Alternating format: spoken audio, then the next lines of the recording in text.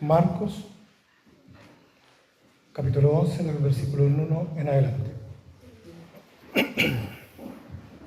Marcos 11, del 1 en adelante. Dice la palabra del Señor. Cuando se acercaban a Jerusalén, junto a Betfagé y a Betania, frente al monte de los olivos, Jesús envió 2 de sus discípulos y les dijo: Id a la aldea que está enfrente de vosotros, y luego que entréis en ella hallaréis un pollino atado, en el cual ningún hombre ha montado. Desatadlo y traedlo. Y si alguien os dijere: ¿por qué hacéis eso?, decid que el Señor lo necesita y que luego lo devolverá. Fueron y hallaron el pollino atado afuera de la puerta, en el recodo del camino, y lo desataron. Y uno de los que estaba allí le dijeron: ¿qué hacéis desatando el pollino? Ellos le dijeron como Jesús había mandado, y los dejaron. Y trajeron el pollino a Jesús y echaron sobre él sus mantos, y se sentó sobre él. También muchos tendían sus mantos por el camino, y otros cortaban ramas de los árboles y las tendían por el camino. Y los que iban delante y los que venían detrás daban voces diciendo: Hosana, bendito el que viene en el nombre del Señor. Bendito el reino de nuestro padre David que viene. Hosana en las alturas. Y entró Jesús en Jerusalén y en el templo, y habiendo mirado alrededor todas las cosas, como ya anochecía, se fue a Betania con los 12. Toma asiento.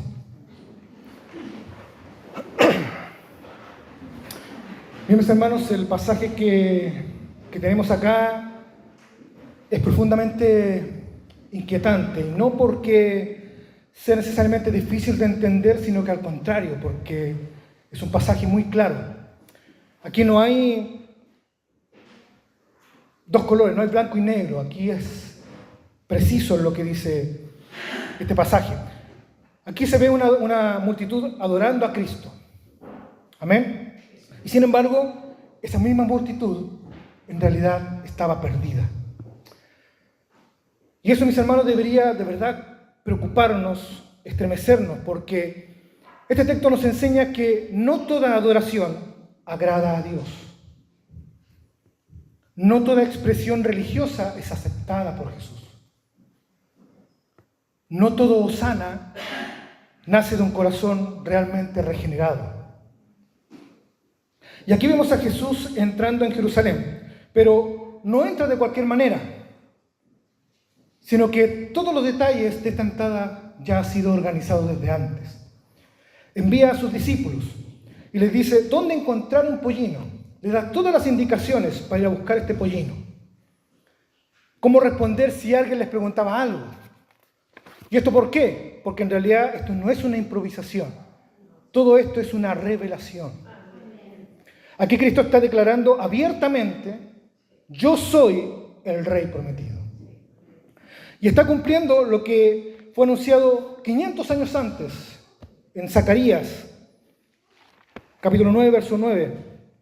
Dice: alégrate mucho, hija de Sión, da voces de júbilo, hija de Jerusalén. He aquí tu rey vendrá a ti, justo y salvador, humilde y cabalgando sobre un asno, sobre un pollino, hijo de asna.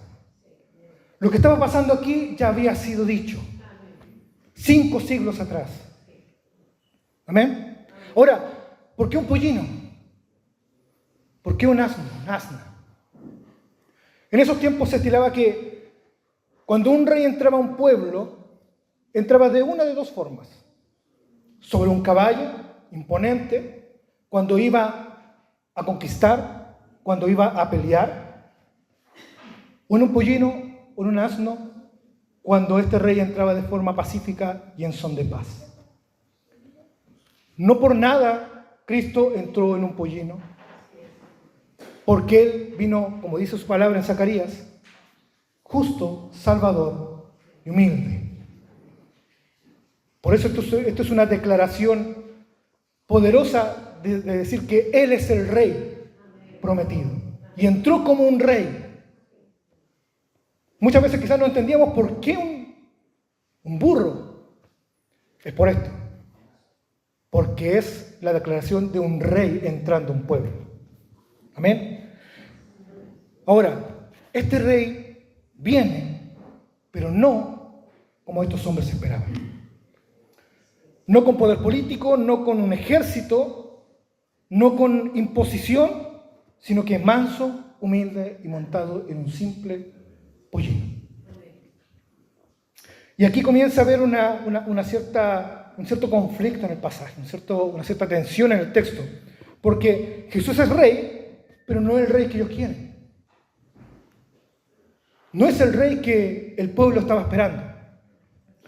Y la multitud responde a esta entrada triunfal, tendiendo sus mantos, cortando ramas, lo que ahora es conocido como el Domingo de Ramos, gritando con entusiasmo y algarabía: Hosana, bendito es el que viene en el nombre del Señor.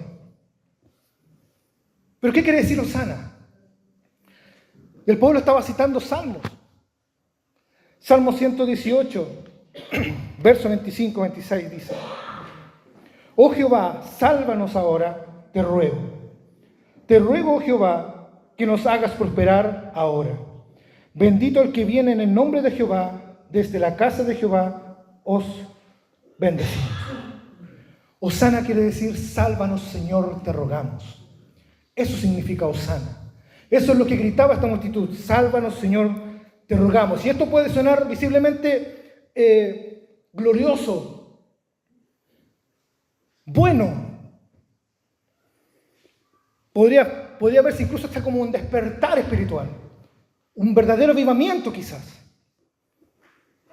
una verdadera adoración. Pero en realidad no lo es. En realidad no lo es. Porque esta adoración está basada en un concepto equivocado de Cristo, una falsa imagen de este Mesías. Porque ellos esperaban otro rey que viniera a cortar cabezas, no que viniera como Cristo. Esperaban un libertador político que derrocara el imperio. Eso es lo que el pueblo estaba esperando.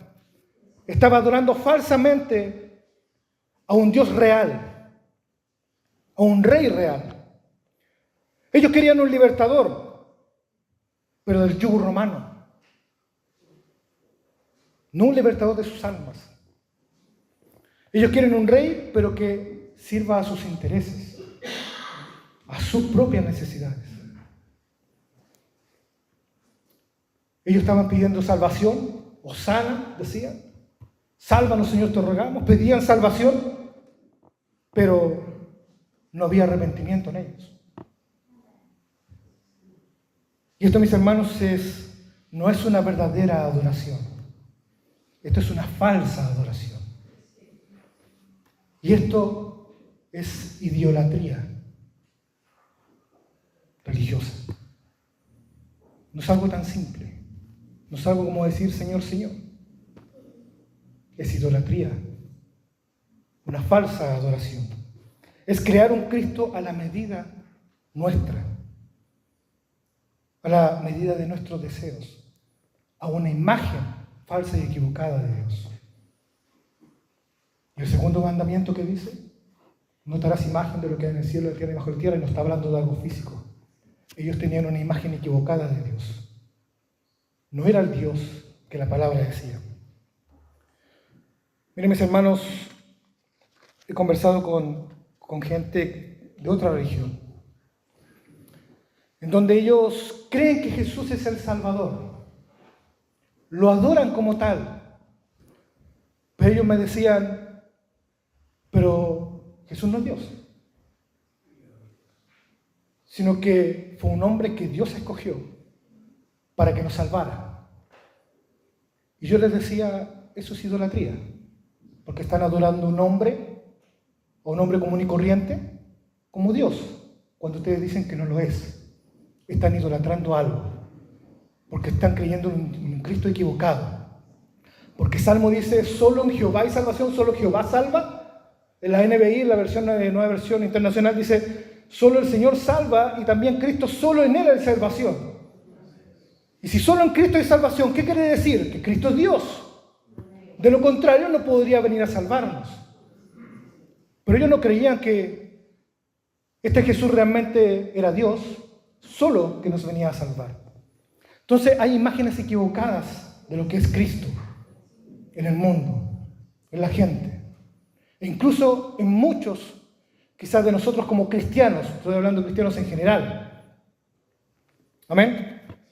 Como dijo un teólogo francés, Juan Calvino, dice, el corazón humano es una fábrica perpetua de ídolos. Y es cierto. Hacemos de cualquier cosa un ídolo. No nos damos cuenta, quizás son muy sutiles. Convertimos a nuestros hijos como ídolos. ¿Qué quiero decir? Por sobre Dios. Nuestro trabajo muchas veces por sobre Dios. A nosotros mismos por sobre Dios. Somos una fábrica perpetua de ídolos. Y uno de los ídolos más peligrosos es un Jesús que no es el Jesús de la Biblia. Es el peor ídolo que nosotros podemos tener. Un Cristo que no es el Cristo que dice la Escritura. Amén. Un Jesús quizás que no confronta el pecado. Un Jesús que no exige arrepentimiento. En eso muchas veces esperamos. Que no confronte nuestro pecado. Que no nos exija algo como el arrepentimiento, el confesar nuestros pecados. Y en esa confesión hay una promesa. Primera de Juan 1:9. Si confesamos nuestros pecados, Él es fiel y justo. ¿Para qué? Para perdonar nuestros pecados y limpiarnos de qué? De toda maldad. Y no lo hacemos. No nos arrepentimos. No confesamos muchas veces lo que hacemos. Y muchas veces hacemos sin darnos cuenta. Muchas veces esperamos quizá a un Jesús que no reina, solo que ayude. Señor, ayúdame en esto. Señor, ayúdame en esto otro. Pero ese Jesús no salva. Ese Cristo no salva. Y es aquí donde este texto ya deja de ser parte de la historia que acabamos de leer, sino que ya se convierte en un espejo para nosotros. Porque esta multitud no está muy lejos de lo que nosotros somos, como iglesia en general. Por favor, no se sienta atacado cuando digo nosotros, la iglesia. La iglesia no somos solo nosotros. La iglesia es universal. En todo el mundo hay iglesia del Señor. Hoy hay multitudes que quizás cantan a Cristo, pero que realmente no se rinden a Él. No están rendidos a Él. Que hablan de Él, pero realmente no le conocen.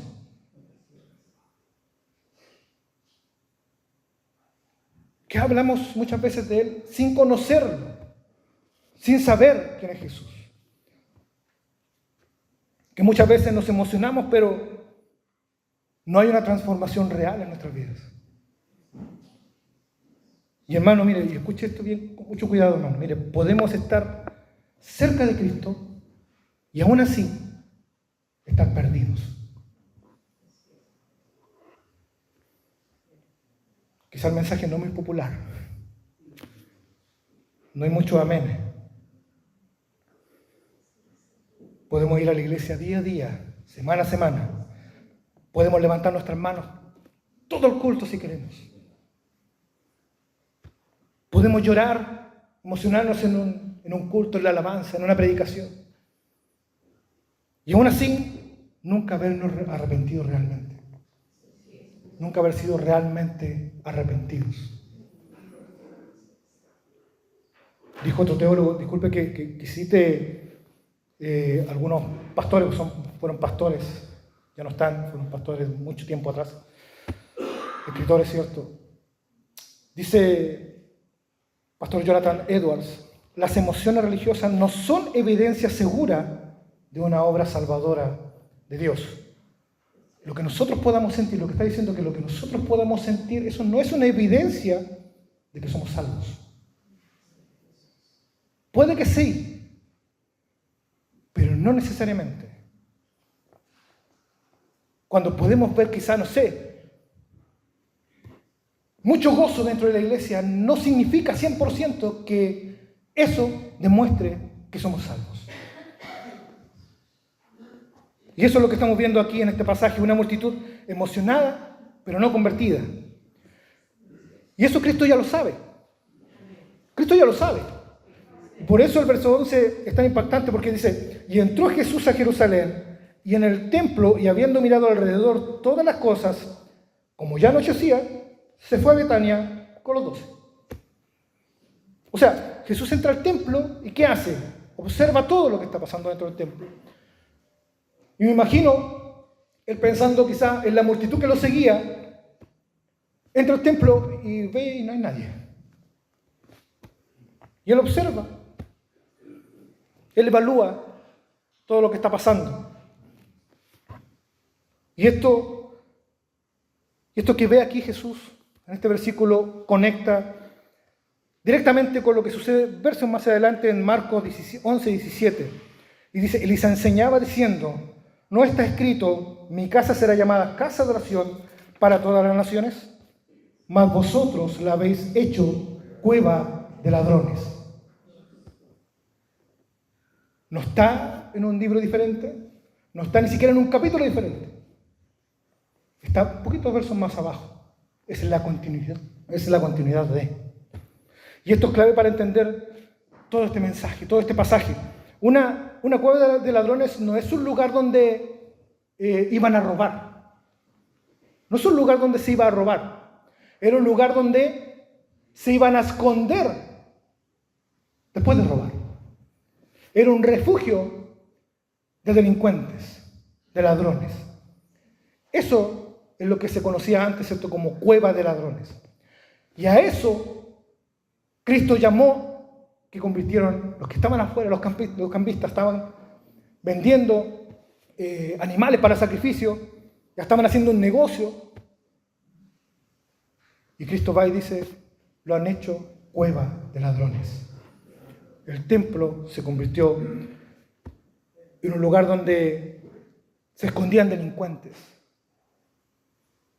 Y Jesús está diciendo, ustedes han convertido esta religión en un escondite, ¿para qué? Para el pecado. Han convertido el templo para esconder el pecado. Eso es lo que está diciendo el Señor. Siguen viniendo al templo, siguen ofreciendo sacrificios, siguen cumpliendo quizás rituales, las leyes ceremoniales que habían en ese entonces. Pero sus corazones estaban lejos de Dios, muy lejos de Dios. Y lo peor, y lo más terrible, es que se sentían seguros. Venían al templo y se sentían seguros. Creen que están bien cuando completamente estaban perdidos. Y esto, mis hermanos, es terrible. Porque significa que la religión o la religiosidad en realidad es algo que endurece mucho más que el mundo. Porque estamos vanamente adorando al Señor, viniendo al templo, viniendo a la iglesia.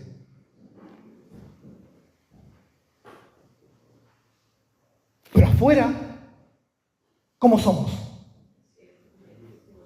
En mi hogar, ¿cómo soy? En mi trabajo, ¿cómo soy? ¿Cómo hablo? ¿Cómo me dirijo al resto? Pero vengo a la iglesia y me siento seguro, porque aquí puedo esconder mi pecado. A eso Cristo llamó cueva de ladrones.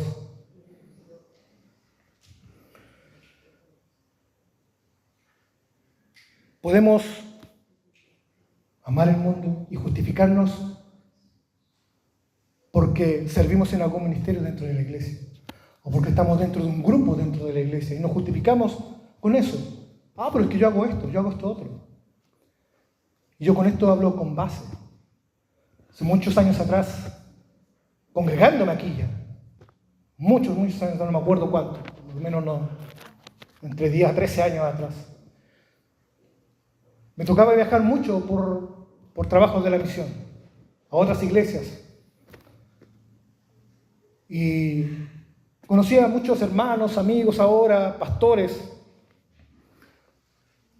Muchos me decían, ahí viene el hermano Boris. Pero aquí, en lo privado, estaba haciendo todas las cosas mal. Pero uno llegaba allá, o llegaba acá, cantaba, y como nadie veía mi pecado, era facilito. Mentir. Pero Dios nos conoce. Dios nos conoce. Por eso le digo, esto no es tan ajeno como creemos. Esto no es tan ajeno como creemos. Podemos haber nunca nacido de nuevo, nunca haber sido regenerados, y así autoconvencernos de que sí somos cristianos, sin haber un nuevo nacimiento. Y nos convencemos de eso. Como dijo otro pastor inglés, John Owen, dice: el mayor engaño del pecado es hacerte creer que no es tan grave. Déjeme decirle que un pecado para Adán y Eva fue suficiente para ser destituidos de la presencia del Señor. Solo uno. ¿Cuántas veces pecamos nosotros en el día? ¿Y creemos que tenemos un privilegio diferente? ¿Porque venimos a la iglesia? ¿O porque predico? Si con uno bastaba y sobraba para ser destituido de la gloria de Dios. Uno basta y sobra. Por eso dice acá que el mayor engaño del pecado es hacernos creer que estamos bien, que no es importante. Y la religión falsa se alimenta de esto. Se alimenta de esto. Y cuando estas verdades no se enseñan en las iglesias, no se predican en las iglesias, lo único que tenemos dentro de las congregaciones son falsos convertidos. Porque no se enseña, porque no se aprende, porque no se estudia, porque no se predica, porque no se confronta. Las iglesias se convierten en lugares llenos de falsos convertidos.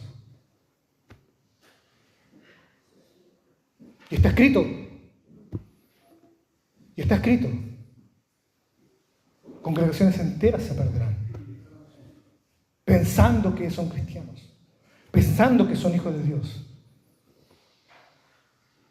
Pero se perderán porque creían en un Dios que no es el Dios de la Biblia.